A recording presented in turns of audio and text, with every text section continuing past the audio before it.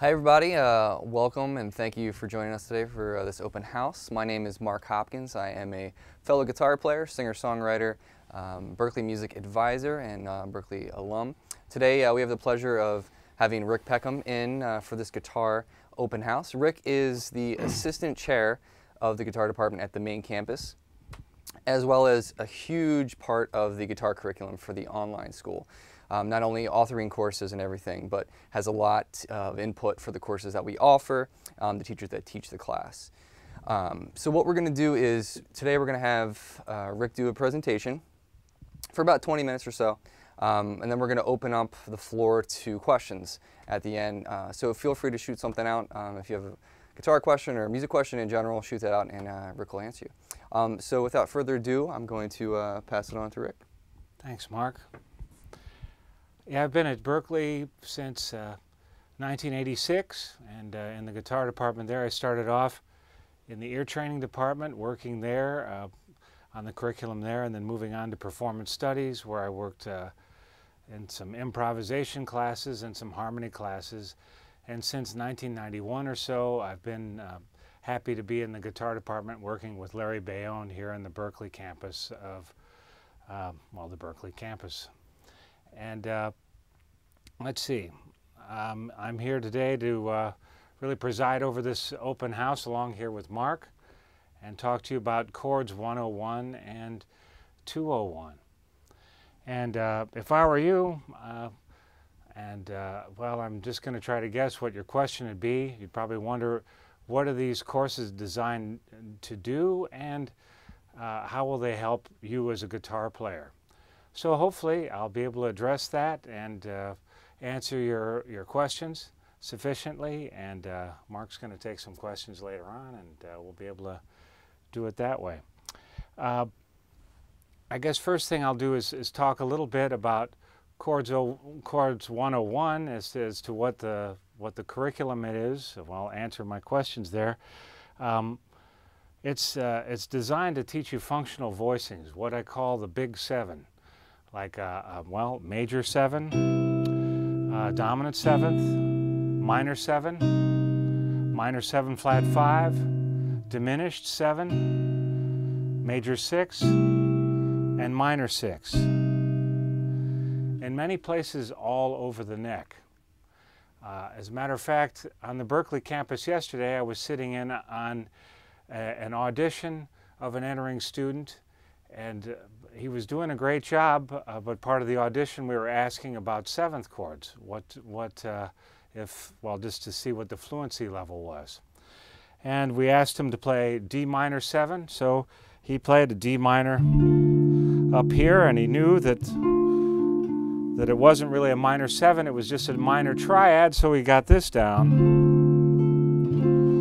So it was just the C, well, D, A, C, F, and A. And we said, okay, how about D minor 7 flat 5? And this is what he played. That is technically a flatted 5th on the D minor, but you've got this flat 9 interval, which is something that as you learn in your classes at Berkeley and Harmony, a flat 9 interval, unless you're really looking for that as an alteration on a dominant chord, it's not something really you're looking for unless you want extra high tension. So the voicing that I would choose for minor 7 flat 5, and the one that fellow is going to be learning very soon, is right here. This. Notice that the voicing has no octaves in it, it has no flat 9s in it, it's a beautiful sound. Here's another voicing for the same chord. minor 7 flat 5. It's a great, great sound. And as a matter of fact, it's going to be on the standard progression that we're going to be looking at in a minute on the printouts that you all have. Let me continue on with what's in Chords 101 again. It's really, to me, a very important thing that I heard at one point was that the digital recorder or the audio recorder is to the musician as the mirror is to the dancer. You look to the recording to really hear you as the audience hears you. And if you're not using that as part of your practice, you're probably missing out, or you'll be auditioning your sound and everything that you're asking an audience to listen to in an actual treasured live opportunity, or when you're paying for studio time elsewhere. So when we were designing this course, we really made it so that there were going to be a lot of recordings of the students that were in the classes. So you'd really be seeing whether you get it, whether you have the material together. There are 24 etudes in Chords 101 and in 201 as well, but in 101, so that's 2 a week. You record these over harmonic beds. There are demonstrations, and you record over the harmonic bed, and your teacher is able to listen to your performance. So you get very specific feedback about your playing 2 times each week. And it's not only do you learn chords, but you also learn about getting a good sound onto your computer, making it so that it's possible for you to do an audition or do a recording for somebody. It just makes something that seem kind of exotic and annoying into something that's routine and pays off.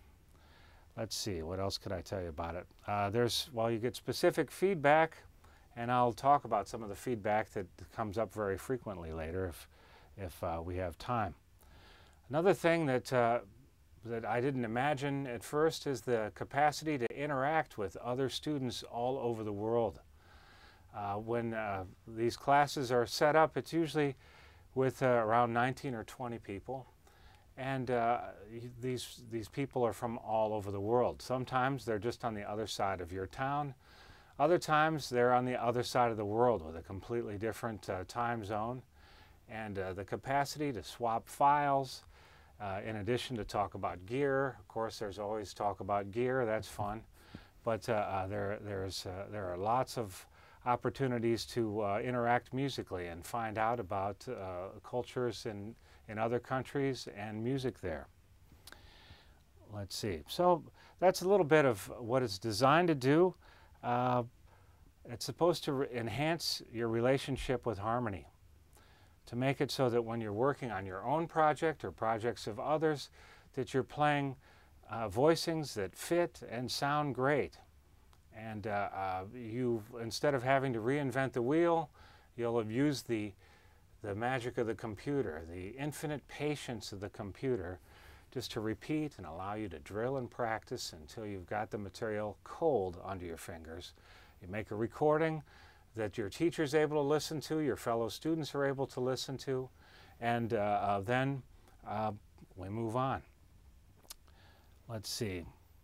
As far as other things that it will do for you as a guitarist, it helps you to strengthen your hands, making it so that your tone is stronger. If you're able to play chords well with your fingers planted in the right place on the fret, there's sort of a sweet spot right up next to the fret, not on top of the fret, that's sort of dead there. Oops. And it's kind of buzzy there. There's a sweet spot right there. And the way you find that sweet spot is by logging a lot of time on the instrument. And a great way to log time on the instrument is to be playing these chords for long periods of time, and to know what notes to play and how to play them. So anyway, let's jump in to the first handout that we have here. It says standard progression number 2 on top of it. Actually, the little demo that I was playing, or what I was playing us in on, is the same progression that is here. Let's look at the chords. The minor 7 chord, a C minor 7. This is one of the types of chords that you'll learn in Chords 101. It's called a drop 2 chord. And the third bar has an F minor 7. This is the same voicing, but with F as a root. We continue on to the D minor 7 flat 5 I was talking about. This is in bar 5. This is also a drop 2 voicing. That's a voicing with 4 consecutive strings. We work a lot with those on the first set of 4 strings, like here, and the second set of 4 strings. Then in bar 6 we have a dominant with a flat 13. This voicing is what's known as a drop 3 voicing. This is a voicing that has a lower string in it, a skip string that you will work to mute, and then 3 consecutive notes. So there are no octaves in that voicing. Actually, guitarists don't have enough fingers for octaves in the jazz or contemporary R&B style. So it's a good type of voicing to learn. And then we're back to a drop 2 voicing. I think what I'll do is I'll just sort of talk as I play through this. I'm going to use a track actually from Chords 101. Here it is, standard progression number 2. Hopefully it'll be coming out of here and not too loud. Here goes. Standard number 2.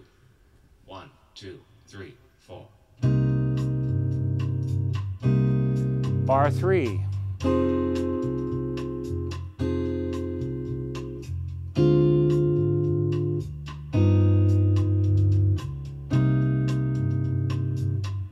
Here's bar 9, E flat minor 7, A flat 13,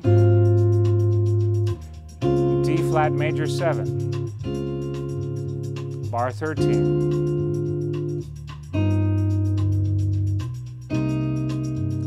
Then it repeats.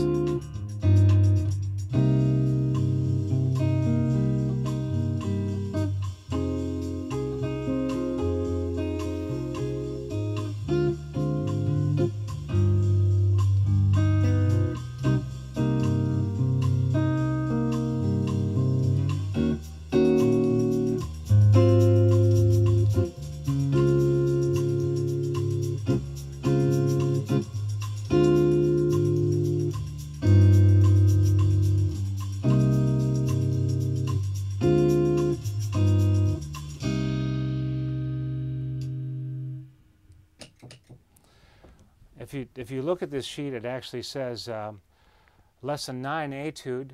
This is from the latter part of Chords 101. The first part of Chords 101 is dedicated to the mighty triad. You really can't skip over the triad when you're doing this. Again, this is an open house, so we're supposed to be having fun with what's fun in the class. But the major triad is really important, and we work a lot with spelling the triads: major, minor, diminished, augmented, and sus. Working with those triads, making it so that you're able to spell them and as well as play them and make them sound good. Also work with power chords as well. All right, so I think we'll move on to the next one. Another thing that guitarists in Chords 101 and guitarists the world over are interested in are substitutions. And substitutions the way they're seen at Berklee College of Music especially. This exercise 12.5 or example 12.5, substitutions, etude number 2. Another etude from later in the course. We get into some interesting substitutions for minor 7 chords and for dominant 7th chords. So the way this one is designed is the first 16 bars has the basic chord examples, and then the second 16 bars illustrates some substitutions. One of the great teachers in the guitar department at Berkeley is Brett Wilmot, and he talks about chord homonyms. A homonym is a word that sounds the same but means something different. Like, and I looked these up the other day, like peace. Like a piece of pie, or peace on earth, like there's no war. Or whole, like I want to eat the whole pie, like the whole thing. Or whole, like there's a hole in the middle of this pie. Anyway, those are all homonyms, and this is the way that, that we look at some substitutions here. Like if we take A minor 7, and instead of finding lots of different voicings for A minor 7, sometimes it helps to take the voicings that we've learned of major 7 and use them on top of the minor 7. So look at bar 1. This is an A minor 7. Oops, there it is, just 4 notes there. Now look at bar 17. There's a C major 7. So this is sort of a chord homonym. It's taking the notes of C major 7, and if you put an A underneath, it gives you a beautiful sound. So am I thinking about the C major 7, or am I thinking of A minor 7? Well, it doesn't matter, because it's a beautiful A minor 9 sound that's coming out. The notes of that C major 7 are C, that's the flat third of A, E, that's the fifth of that A minor 7, the G, that's the flatted 7th of the A minor 7, and then the 9th in the middle of the voicing. It's a very interesting sound there. So that gives you that sound. So what I'm going to do is sort of jump ahead now and play through example 12.5, and you'll hear the plain voicings on the top, and then you'll see the substitutions as they are explained in the lesson. This is another track. Here goes. Oh yeah, this one is counted off by my son, who's 13 now, but he was about 8 when he recorded it, so you get to hear him before his voice changed. Substitutions, Etude number 2. 1, 2, 3, 4.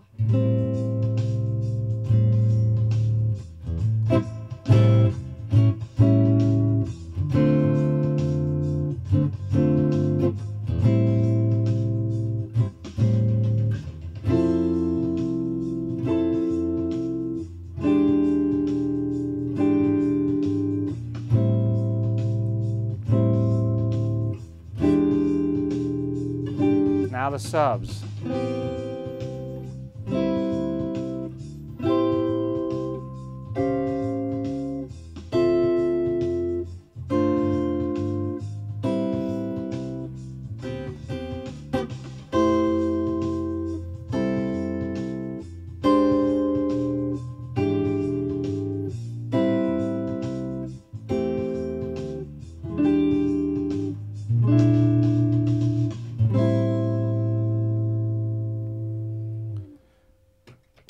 So that gives you an idea of some of the substitutions that are discussed in the course in the latter part.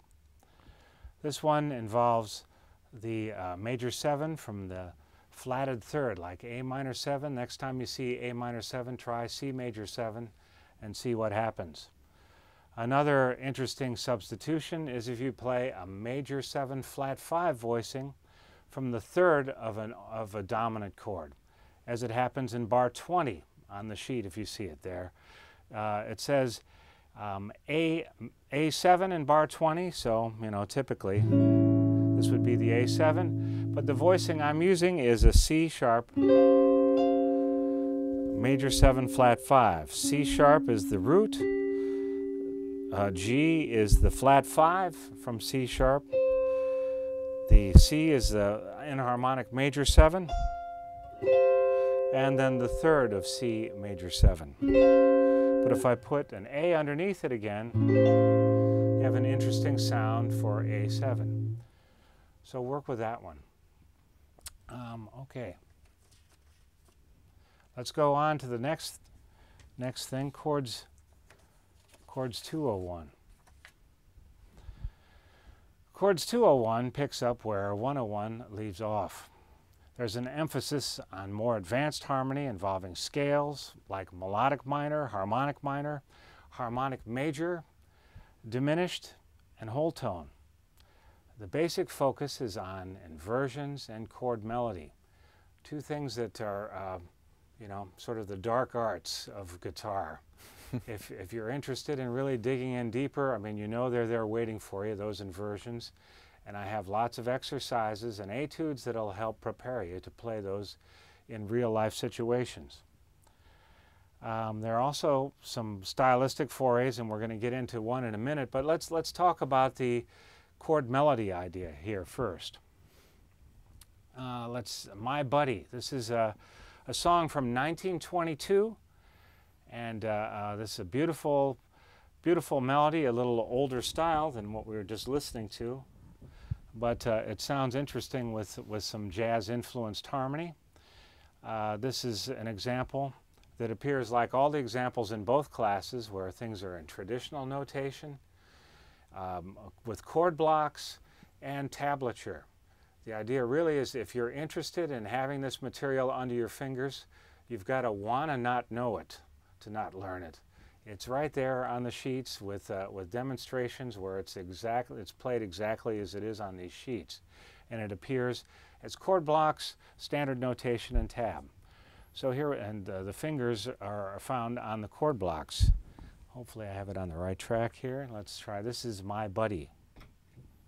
Lesson 10, Chord Melody, My Buddy. 1, 2, 3, 4.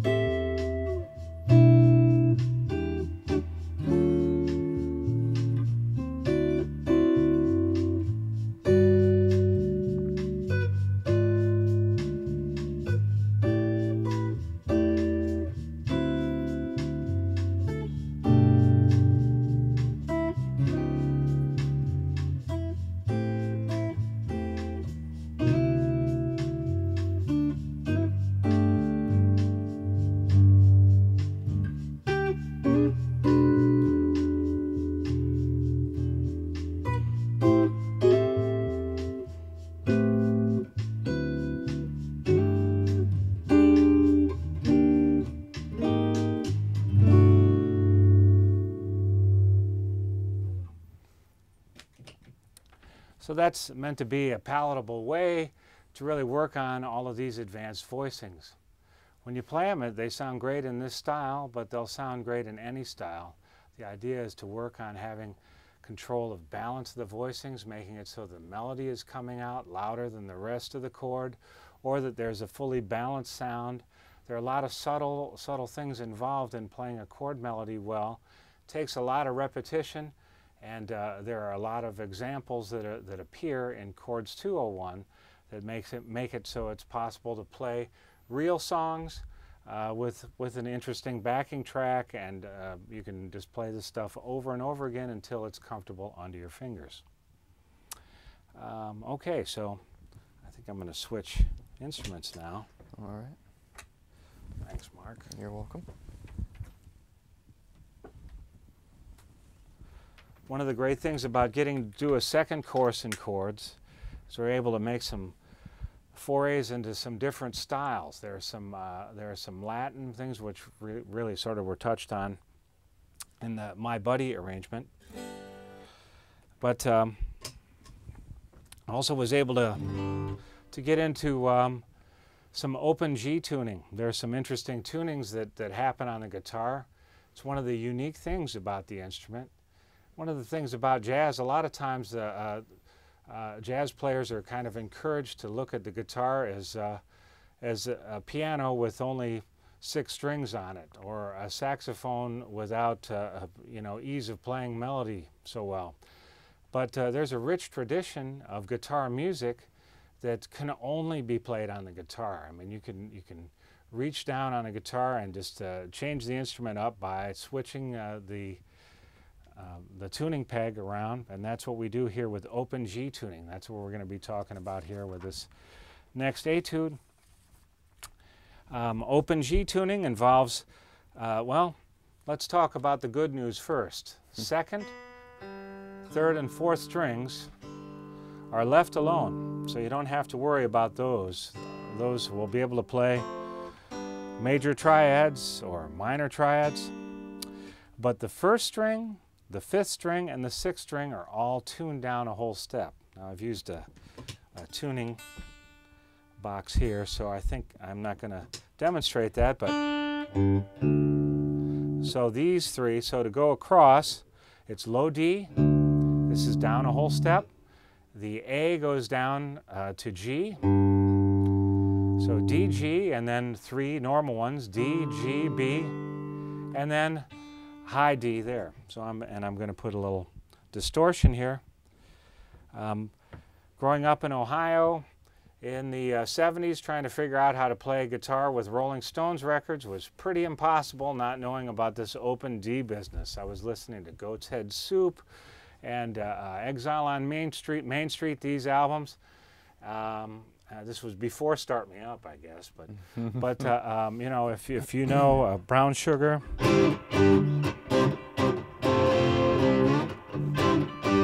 Let me turn down the audio a little, sorry.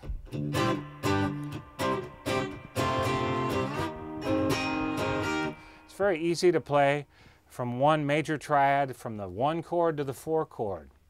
Normally to play a fifth, like an A to an E, well, you know, it's actually a G to a D here. You have to use this configuration of your fingers, the power chord finger, but in open G, you're able to do it with just the 4th and 5th string together. It's a real strength. And, you know, there aren't very many other instruments that you can change things up this way. So, in addition to, well, and here's another one too, Start Me Up.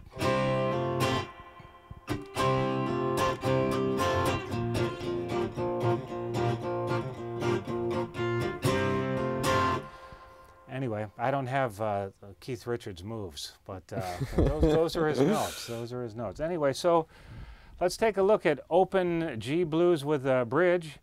This is an assignment that happens later in chords 201, allowing people that are interested in rock to check this out.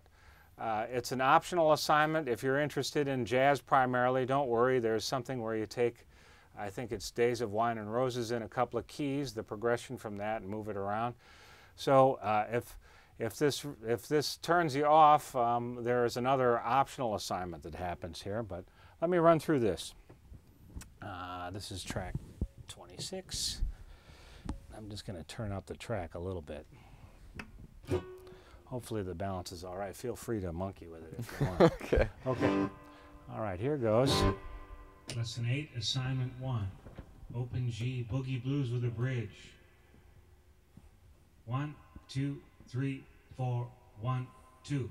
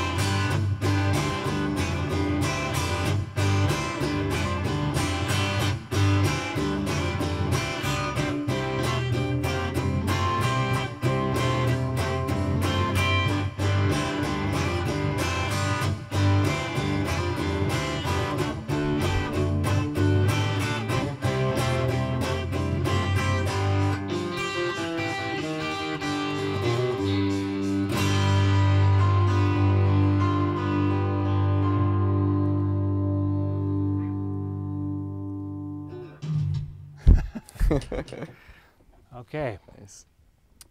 So again, the goal of both of these courses is to give you the harmonic tools on the guitar so you can handle any situation, whether it is making somebody else's music sound better than it would be if you weren't on the gig, or make your own music sound interesting and better than it would otherwise. It's just to give you the tools to have structure in your expression.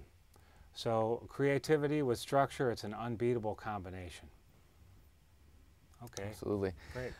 So, and I want to just put this out there because as a student advisor, I've also taken a lot of the guitar courses, a couple from which you've authored, and I think it's really important. We get questions a lot about, you know, Berklee. Berklee is known as a jazz school, but I think for every genre of music, any guitar player, any walk of life, can take away, you know, a ton from these chords courses, from any of the guitar courses in general. But harmonic knowledge is huge for any genre. I'm sure you would agree with that. Like, it doesn't matter. You don't have to be playing jazz. Absolutely. I mean, it's one of the things that really made Berklee come to prominence. As the standard structure for a university is for the College of Music to be involved with classical, so there's a common ground of the common practice period and the classical harmony. And there may be some jazz in the program, and then all of the other stuff that happens in area clubs. At Berklee, we're very lucky to be, I think, in a well, it's just sort of a unique sort of place in that we have a common ground of jazz harmony as the background. It's sort of the undercurrent of everything that goes on in the curriculum here. And then there is interest in all of the other styles that happened in the 40s and 50s and 60s and beyond. So it's, there's an open-mindedness in that, and actually there's inclusion in the curriculum that you don't find anyplace else. So there are many, many different types of ensembles and labs and teachers that specialize in different areas. And that's what we tried to work with when we were working with BerkleeMusic.com, to make it so that it's very open-minded, but there's the structure, making it so that it's not, hey, you can just do whatever you want, but, you know, there are wheels that have already been invented that you don't have to reinvent. So get in there and learn the stuff and make it so that you're able to take advantage of what others already know, stand on the shoulders of giants. I mean, that's how I learned all the stuff that I'm playing on the guitar, or I'm using when I'm writing, and that's what we try to do with the online people. So, yeah, there are a lot of things beyond jazz. The triad, the seventh chord, these are not jazz chords. Right. And if you don't have those under your fingers, and if you don't have control of those sounds, you're kind of missing out. You're limiting yourself a little bit. And things like these substitutions, and then understanding your inversions. We had a discussion about inversions up and down your neck, and Motown and all that. I mean, you have to separate yourself from the other players by knowing this stuff, and taking these courses can really separate you from other players on the market and in your hometown. And that's what I've taken away from your curriculum and from the guitar stuff that we do online. That's great, yeah. And I hear from people all over the place. There are a lot of adults who take the class, people that wish they would have gone to music college and they didn't get a chance to, but now they have some time and that they want to dedicate to this, and resources, so they really get in with both feet. And it's also people that are using it as college prep too, or just people out on the road that want to work on things to sort of up their game as far as what they have going. Totally. We had a question from Joe. He says, all the subs that you were playing sound fantastic. How do you remain sensitive in backing someone on a gig, though? You're not stepping on musical toes, as it were. Well, that's an interesting. Would you loop that? Sure. Yeah, thank you. Well, it's true. I mean, it's. I think this is. There's a DVD for Berklee Music that I did where I quoted Michael Rendish, who's one of the great all-time teachers at Berklee. Was in the harmony department and film scoring, and I saw him do a clinic here one time. He said that if music sounds good, no explanation is necessary, and if music sounds bad, no explanation will help. You know, and it's really true. So when you're working with these subs, To spring them on somebody on a gig, that's not what I would recommend. But when you're in the rehearsal phase, or when you're bouncing ideas back and forth, and you have some ideas, say, hey, I've got this backing track, I would try to introduce it in a way so that everybody in the band wouldn't see this as somebody that's just trying to change their vocabulary all of a sudden. But they're really trying to fold something new and creative into the music. So I would try to work to put it into context. So it might sound, I mean, there's something called consistency regarding level of tension.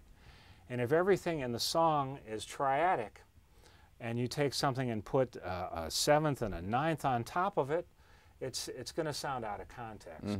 It's going to seem like somebody switched the radio station all of a sudden. So you really have to work to either make it so that you're adding more of those tensions, the 7th, 9th, and 11th, and 13th, on the other chords in the song, or you've got to write your own song, and instead of it being a substitution that for somebody else's song, you use the basic chords as a way onto the way you want your song to be expressed. How much of that do you think is listening to as a player? Like you have to pick the appropriate time to be using substitutions and more creative ideas. Absolutely, I agree totally. It's all about context and well, listening to things too. I mean, it's Red Hot Chili Peppers, Under the Bridge. That major 7 chord that happens there. It's one of the examples that's one of the great performances in Chords 101 that's transcribed there for everybody to see. I mean, it's a beautiful moment in that song. So when you learn a new voicing, it'll be like when you learn a new word. You'll think nobody's ever used this word before, and then you'll hear a commentator on TV say it. You'll see it on a billboard. It'll be in an advertisement. That's the way it is with harmony and voicings and substitutions. You'll hear them used in common expression. But as far as like on the stand when you're playing, yeah, you definitely got to listen. You got to develop a spider sense, kind of like Spider-Man. Like totally. Think around corners, and if something seems a little hot or a little out, back off on it, save it for rehearsal. If it's your gig though, and it's no holds barred, go ahead and just work with it. It might be a night of innovation. Who knows? And we're all guitarists, and we all overplay sometimes, so it happens. But yeah, that's absolutely true. No question about it. Rick asks Rick. So altered chords, 9s, 13s, flat 9s, flat 13s, whatever you're doing. Just for melodic reasons, or use an structured approach to substitutions. Is that, how would you use those? Well, this is something that's confusing to a lot of guitarists, and hopefully I'll be able to clear it up right now. There's harmonic embellishment. That's where you keep the same root, and you add some more notes on top of it, like the 9th or the 13th. Like we take an E7 chord, like this, a very basic, like a rock player would play that in the 60s, and make it into a 9th chord, and we add the 13th on it. So.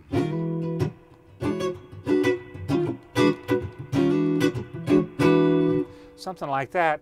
That's harmonic embellishment. The way I've heard it best described is, like you've ordered coffee and you put some cream in it and some sugar in there too. So it's still coffee, it's still an E7, it's still an E9, 13, but it's been embellished. Whereas, my doctor told me not to drink coffee at all. I have to drink tea. That's when you go from the E7 and you go to the B flat 7 instead. That's a substitution. That's a sub 5, a classic substitution at Berkeley.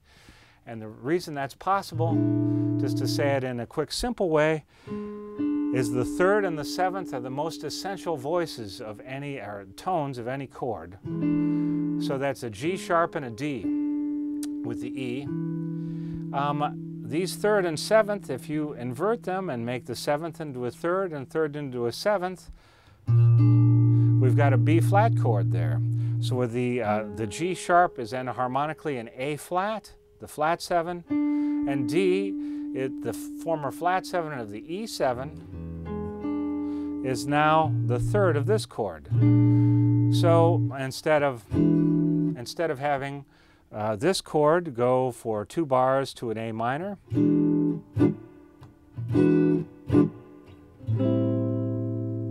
I'm able to do this chord for 4 beats, and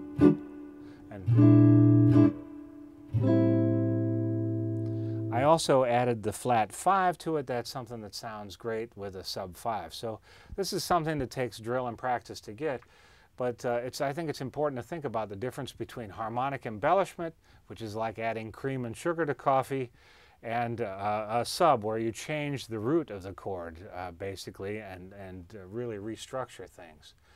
I think there are opportunities for both of those things in all styles of music. All right. And then lastly, just to let everyone know out in guitar land, who do you think are the ideal students for 101 and 201? Because we have to clarify that they by far are not beginner courses. Don't be fooled by the 101. So can you explain that a little bit to them? Sure, yeah, I definitely can. I think that it's important to have fluency of, say, with the 7th chords, like dominant 7th, well, for you to jump straight to 201, 201 assumes that you have strong control of, say, a G7. Like if you can do that, you might be on, and you can do it with major 7 as well.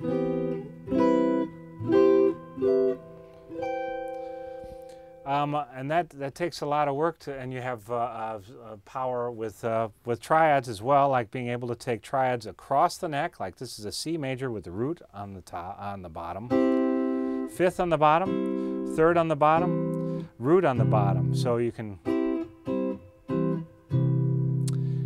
and you're able to do that with minor as well.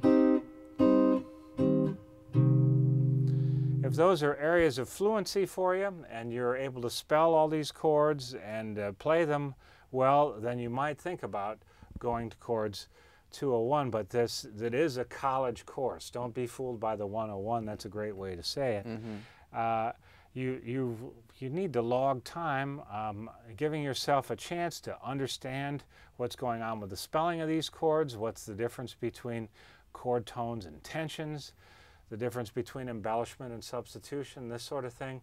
Those things are all emphasized with lots of examples. I mean, I printed out the examples, the great performance examples, Motown things like Diana Ross and the Supremes, Smokey Robinson, Bob Marley is in 101, the Beatles, AC/DC, Green Day, Freddie King, the Meters, Police, Red Hot Chili Peppers, Lester Young, Joe Henderson, Miles Davis. This is when it goes a little more into the jazz harmony.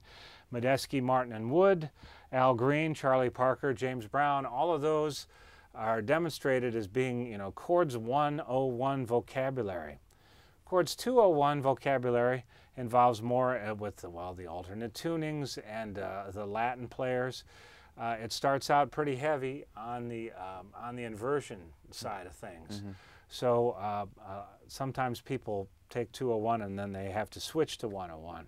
And they're surprised at the level of challenge, even for adults and really functioning professionals, how they're able to learn not only some voicings that they didn't know before, but particularly to have the structure to make it so they're able to explain it clearly to others, like students or fellow players. So it just makes it so, you know, you're not only able to get around the town, you're able to be a tour guide. That's kind of where Chords 101 is going. And then the tour guides move up to Chords 201. Absolutely.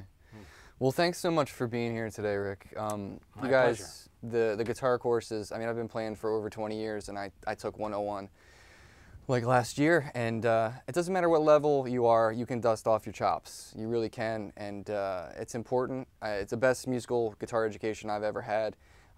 Highly enriched my life as a musician. So thanks to Rick for creating the curriculum and for being here today with us.